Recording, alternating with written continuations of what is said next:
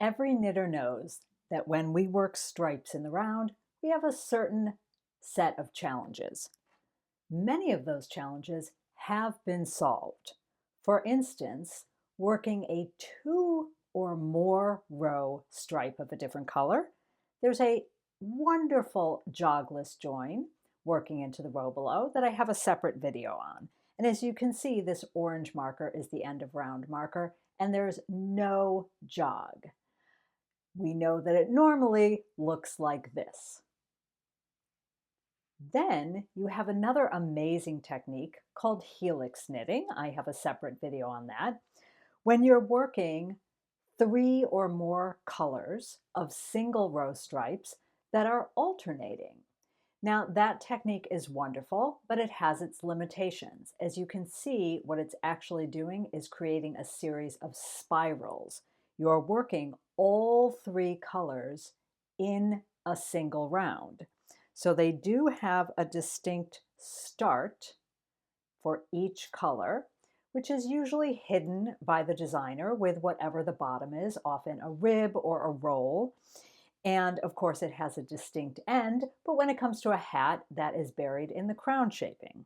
What I have yet to find a solution for is a single row stripe that is just plopped in the middle of a field of another color, or several single row stripes that you don't come back to that color. In this video, I'm going to show you my unvented single row stripe that I think looks pretty darn good. This is the end of row marker of that single row stripe. And as you can see, no jog at all. If I didn't do something fancy, it would look like this. Let's take a look. The first thing I want to do is move it away from my normal end of round marker. That's where my green is waiting. So I'm just going to slide some stitches over. Doesn't matter how many. I'll just slide 4 or 5 or 6. And then I'll join my new ball. Now, like with a lot of jogless joins, you're going to start by simply knitting one full round. But one little warning is I often knit in the tail as I go. Don't do that with this join. Go ahead and just join a new ball and knit. If you knit in that tail as you go, this technique doesn't look so good. So I'm going to finish the round and we'll take a look at how to close it. So here I am at the beginning of my round. Now, just like any new color, when I knit across that green stripe is all loosey-goosey, so I just give it a tug. That's my old color. So here I am, and what I want to do is join this not like a spiral, which is what we're really doing when we're knitting in the round, but one solid ring. So I want to connect these 2 stitches. This idea came from the concept of knitting into the row below, but knitting into the row below would normally be done with a 2 row stripe, and I would work into the row below the first stitch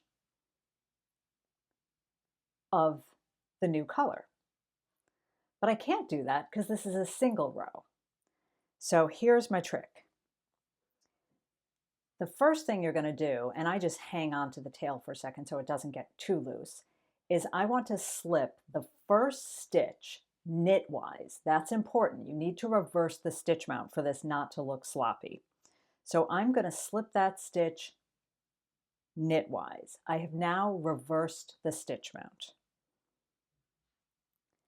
Now I want to cross, there's my tail, the working yarn under the tail.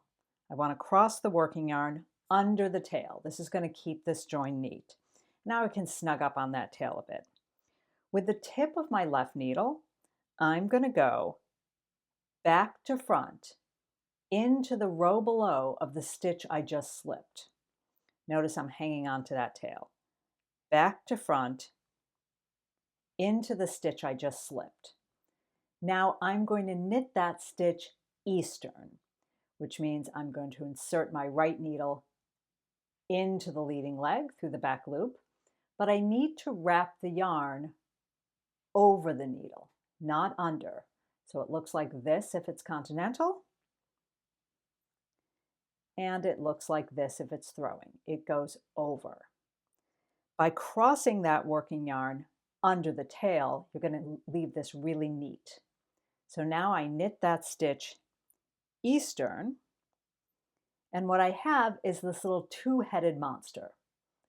At this point, if I was going back to the green, I would slip these stitches back and pick up the green.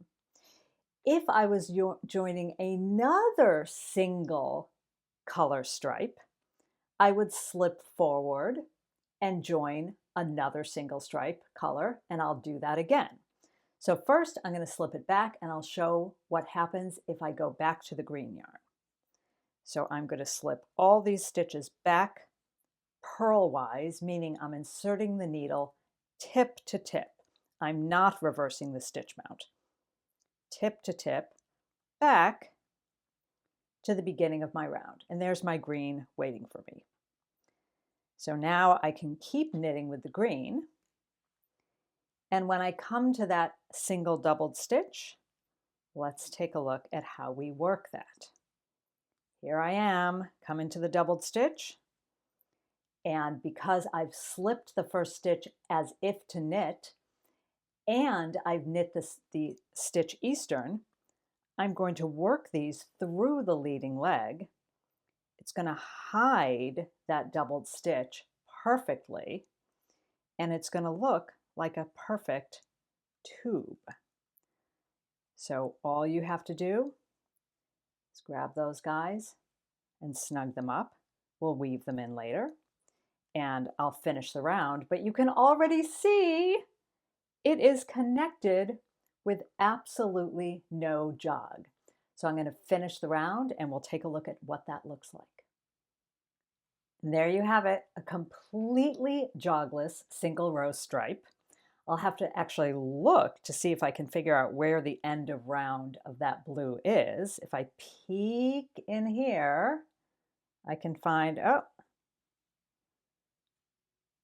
there we go. That was the end of round right there, but you would never know. So now let's take a look if I have two single row stripes. There's my double join from my single row stripe. But what if, before coming back to the green, I had yet another single row stripe? Well, I'm going to do the same thing. I'm going to start by slipping my way just away from the other join because I don't want these stacked one on top of another. And then I'm going to join a new ball, and I will meet you back when I've finished one round.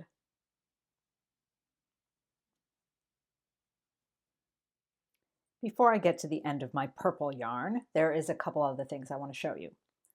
So here is the beginning of the round for the green. And one thing I want to do is take that purple and cross it under the green, because this is the color that I will be coming back to.